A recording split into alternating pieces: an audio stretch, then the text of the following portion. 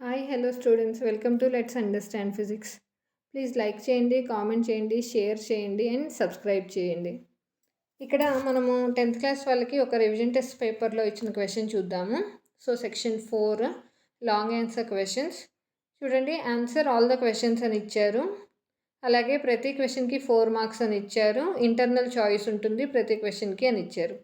So for example ఇది ఒక question అనుకోండి, 14 అనుకుందాము. ఇది ఏ అండ్ బి రెండు ఉన్నాయి, క్యాపిటల్ ఏ క్యాపిటల్ బి చూడండి. సో ఇవి రెండు క్వశ్చన్స్లో ఏదో ఒకటి రాయొచ్చు అనమాట మీరు. ఫస్ట్ బి చూద్దాము.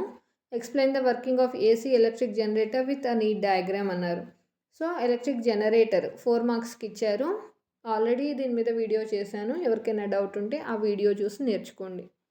ఇప్పుడు ఏ చూద్దాము. ఏలో మళ్ళీ స్మాల్ ఏ స్మాల్ బి ఉన్నాయి చూడండి. ఇవి రెండు రాస్తేనే 4 మార్క్స్ వస్తాయి. సో ఈ రెండింటికి సపరేట్గా మార్క్స్ డివైడ్ చేసి ఉంటారనమాట కరెక్షన్ చేసేటప్పుడు. సో ఏ చూద్దాము. Reduce the expression for the equivalent resistance of the 3 resistors connected in parallel. So ప్యారలెల్లో మీకు 3 రెసిస్టెన్సెస్ కనెక్ట్ అయి ఉన్నాయి. దానికి ఈక్వివాలెంట్ రెసిస్టెన్స్ ఫైండ్ అవుట్ చేయాలి. అంటే మీరు ఈక్వివాలెంట్ రెసిస్టెన్స్ ఫార్ములా నేర్చుకున్నారు కదా, అది డిరైవ్ చేయమని అడుగుతున్నారు. ఓకే, నెక్స్ట్ బి చూడండి. 3 resistors 3 ohm, 2 ohm and 4 ohm are connected in parallel. Find the equivalent resistance అని అడుగుతున్నారు. సో పైన ఏదైతే మీరు ఎక్స్ప్రెషన్ డిరైవ్ చేశారో బేస్డ్ ఆన్ దట్ మీకు ప్రాబ్లం ఇచ్చారు. జనరల్గా ఎప్పుడైనా లాంగ్ ఆన్సర్స్ ఇలా పార్ట్స్ చేశారంటే రిలేటెడ్ క్వశ్చన్ మీదే ఉంటాయి, అది గుర్తుపెట్టుకోండి. ఓకే, సో ఇప్పుడు ఏకి ఆన్సర్ డిరైవేషన్ చేద్దామా. ఓకే, ఇలాంటి డౌట్స్ ఎవరికైనా ఉంటే ఖచ్చితంగా కామెంట్ సెక్షన్లో తెలియచేయండి. ఈ వీడియోని మీకు తెలిసిన 10th క్లాస్ స్టూడెంట్స్ ఎవరైతే ఎగ్జామ్ రాయబోతున్నారో వాళ్ళకి షేర్ చేయండి అండ్ సబ్స్క్రైబ్ చేసుకోండి, లైక్ చేయండి. Thank you. నెక్స్ట్ చూడండి. ఇప్పుడు 3 రెసిస్టెన్సెస్ తీసుకుందామా. R1, R2, R3. ఆ తర్వాత ఈ రెసిస్టెన్సెస్కి కరెంట్ ఫ్లో అవ్వాలంటే మనం సప్లై ఇవ్వాలన్నమాట. సో సప్లై ఇద్దాము. సప్లై అంటే ఏంటి? సెల్స్. నేను ఒక సెల్ తీసుకుంటున్నాను, positive and negative terminal draw చేస్తున్నాను అండ్ దీనికి వోల్టేజ్ V అనుకుంటున్నాను. ఓకే, రెసిస్టెన్సెస్ ఏమనుకుంటున్నాం? Values R1, R2 and R3 అనుకుంటున్నాము. కరెంట్ ఫ్లో అవుతుంది కదా, మనం ఎప్పుడైతే సప్లై ఇచ్చామో కరెంట్ I ఫ్లో అయింది. ఈ I ఇక్కడికి వచ్చిన తర్వాత 3 పార్ట్స్ కనిపిస్తున్నాయి కదా, R1, R2, R3 అనేవి. సో R1లోకి వెళ్తుంది, R2లోకి వెళ్తుంది, R3లోకి వెళ్తుంది. అంటే R1లో మనకి కరెంట్ I1 అనుకుంటున్నాము, R2లో I2 అనుకుంటున్నాము, R3లో వచ్చి I3 అనుకుంటున్నాం. ఇక్కడ కరెంట్ అనేది డివైడ్ అయిందనమాట, అర్థమైంది కదా. సో మళ్ళీ ఇక్కడికి వచ్చినప్పుడు ఈ I1, I2, I3 ఆ 3 జాయిన్ అయ్యి మనకి I కరెంటే ఫ్లో అవుతుంది నెగిటివ్ టెర్మినల్కి. అర్థమైంది కదా, క్లియర్ కదా. అలాగే వోల్టేజ్, కరెంట్ ఏంటి ఇక్కడ? కాన్స్టెంట్. కరెంట్ ఏంటి ఇక్కడ? వేరియబుల్ ఆర్ డివైడ్ అవుతుంది. అర్థమైంది కదా, కరెంట్ డివైడ్ అవుతుంది. So I is equal to మనకేంటి? I1 plus I2 plus I3. అర్థమైంది కదా అందరికీ. నెక్స్ట్ వోల్టేజ్ సంగతి కూడా చూద్దాము. ఇప్పుడు సేమ్ సర్క్యూట్కి మీరు కరెంట్ అనేది ఏ మీటర్తో ఫైండ్ అవుట్ చేస్తాము? యామ్మీటర్. ఓకే, యాంపియర్ అనేది కరెంట్ యూనిట్ కదా. సో ఈ యాంపియర్కి మీటర్ని పెడితే ఇన్ షార్ట్ యామ్మీటర్ అవుతుందన్నమాట. సో యామ్మీటర్ అనేది ఎప్పుడు సిరీస్లో కనెక్ట్ చేయాలి. దీనికి నెగ్లిజిబుల్ రెసిస్టెన్స్ ఉంటుంది, వెరీ వెరీ లో రెసిస్టెన్స్. ఆ రెసిస్టెన్స్ని మనం కన్సిడర్ చేయని అవసరం లేదు, అందుకని అది సిరీస్లో కనెక్ట్ చేస్తామన్నమాట. బాగా గుర్తుపెట్టుకోండి, అమ్మీటర్ ఎప్పుడు సిరీస్లో కనెక్ట్ అవుతుంది. సో R1 పాత్లో ఏదైతే అమ్మీటర్ కనెక్ట్ అయిందో దాన్ని A1 అని తీసుకుంటున్నాను, R2కి A2 అని తీసుకుంటున్నాను, R3కి A3 అని తీసుకుంటున్నాను. సేమ్ వోల్టేజ్ ఇస్తున్నాము, పాజిటివ్ నెగిటివ్ టెర్మినల్స్ V. ఇక్కడ I కరెంట్ ఉంటుంది, మనం ఆల్రెడీ డివిజన్ చూసాము, I1 I2 అండ్ I3 అనేసి. తర్వాత వోల్ట్ మీటర్, మీరు ప్రతి రెసిస్టెన్స్కి అక్రాస్గా ఒక వోల్ట్ మీటర్ కనెక్ట్ చేసుకోవచ్చు, లేదంటే ఒకటే volt meter across all the resistors connect చేసుకోండి. ఎక్కడ కనెక్ట్ చేసినా ప్యారలెల్లో వోల్టేజ్ అనేది కాన్స్టెంట్గా ఉంటుంది కాబట్టి ఇక్కడ మీరు కనెక్ట్ చేసిన వోల్టేజ్ ఎంతైతే ఉందో ఆ వోల్టేజ్ వోల్ట్ మీటర్లో చూపిస్తుంది అనమాట మనకి. ఓకే, ఐ థింక్ అందరికీ అర్థమైంది అనుకుంటున్నాను. ప్యారలెల్ కాంబినేషన్లో voltage constant, current I is equal to మనకి ఎన్నైతే రెసిస్టర్స్ ఉన్నాయి అంటే ఎన్ని పార్ట్స్ ఉన్నాయో దాని సమ్మేషన్ అంటే అడిషన్. ఇక్కడ 3 అని చెప్పారు కాబట్టి క్వశ్చన్లో I1 + I2 + I3 అని తీసుకుంటాము. అదే వాళ్ళు 4 రెసిస్టర్స్ ఉన్నాయని చెప్తే +I4 కూడా తీసుకోవాలి, అర్థమైందా? సో ఇక్కడ 3 ఉన్నాయి కాబట్టి మనం I1 + I2 + I3 అని తీసుకుంటున్నాము, అంతే సరిపోతుంది. నా Ohm's law, from Ohm's law మనకేంటి formula, V is equal to IR కదా. ఓమ్స్ లా ఫార్ములా వచ్చి V is equal to IR. దీని నుండి I ఈజ్ ఈక్వల్ టు ఏమవుతుంది, మీరు Rని ఈక్వల్ టుకి ఇటువైపు పంపించాలి. సో R ఇటువైపు వచ్చిందంటే ఇక్కడ మల్టిప్లికేషన్లో ఉంది కాబట్టి ఇటువైపు వస్తే డివిజన్ అవుతుంది. సో డినామినేటర్ అవుతుంది I is equal to V/R. Okay, I is equal to what, V/R. ఇప్పుడు మనకి ఏదైతే I is equal to I1 + I2 + I3 ఉందో in place of I V/R కదా.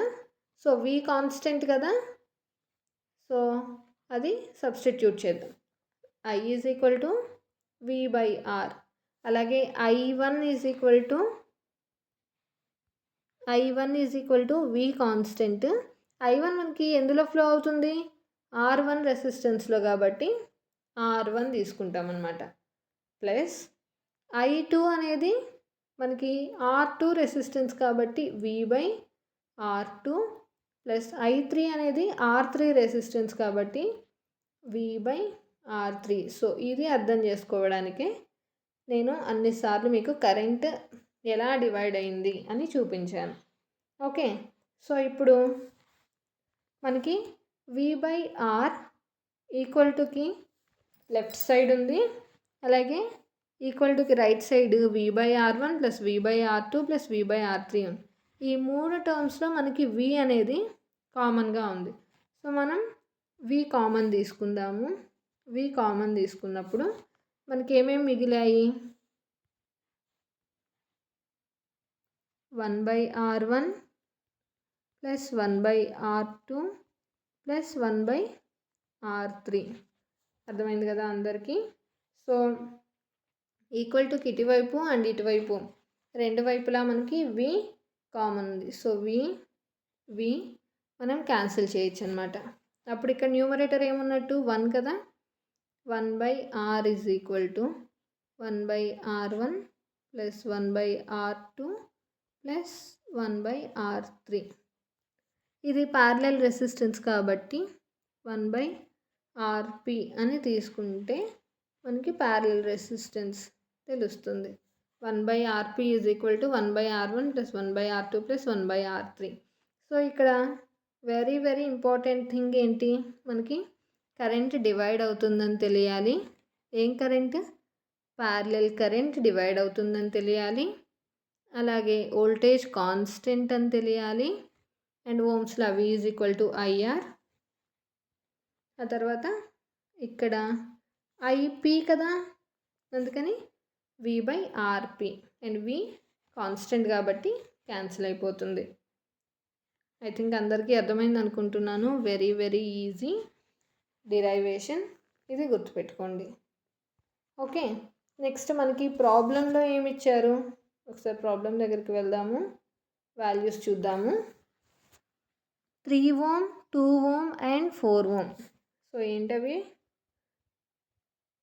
3 ohm, 2 ohm and 4 ohm.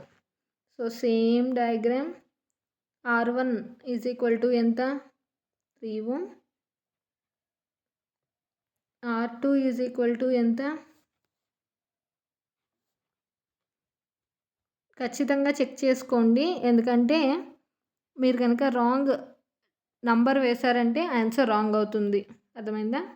Full marks పడవు. 3 ohm, next 2 ohm, 4 ohm. Okay, R2 ఎంత? 2 ohm. R3 ఎంత? 4 ohm. Okay, డైరెక్ట్గా formula రాసేద్దాము, ఎందుకంటే మనం పైనే కదా డిరైవ్ చేసాము. 1/RP is equal to 1/R1. Formula రాయడం ఇంపార్టెంట్, మీరు గివెన్ డేటా కూడా రాయాలి. నేను డయాగ్రామ్లో రిప్రజెంట్ చేశాను. So R1, R2, R3 values మనకి తెలుసు, ప్యారలల్ అడుగుతున్నారు. సో ఇప్పుడు మనం సబ్స్టిట్యూట్ చేద్దాము. 1/RP is equal to 1/3 plus 1/2 plus 1/4. Okay, LCM తీసుకోండి. LCM 3, 2, 4కి. సో మనకి 2 తీసుకుంటే 3, 1, 4 కదా. సో అలాగే మనకి 3కి 3 ఒకటే పోతుంది, 4కి 4 ఒకటే పోతుంది. So 2 3 6, 6 4 24. So 1/RP is equal to 24 is the LCM, అంతే కదా. అప్పుడు 3లో 24 ఎన్నిసార్లు పోతుంది? 3 8 24 కదా. 8 into numerator 1. So 8 1లో 8 plus 1. Numerator ఎలాగో 1 ఉంది, డినామినేటర్ 2 ఉంది. 24లో 12 సార్లు. సో 12 1లో 12 ప్లస్ 4లో 6 సార్లు. 1/RP is equal to, add చేయండి, 12 ప్లస్ 8 20, 26/24. సో ఇప్పుడు మనకి రెసిప్రోకల్ చేయాలి, ఎందుకంటే మనకు కావాల్సింది RP అన్నమాట. RP ఈజ్ ఈక్వల్ టు, చూడండి, 26/24 ఏమవుతుంది? 24/26 అవుతుంది. So RP is equal to, cancel చేయండి, 12 12, 2 12 2 13, 12/13 ఓమ్స్. ఓమ్స్ కదా మనకి రెసిస్టెన్స్ యూనిట్.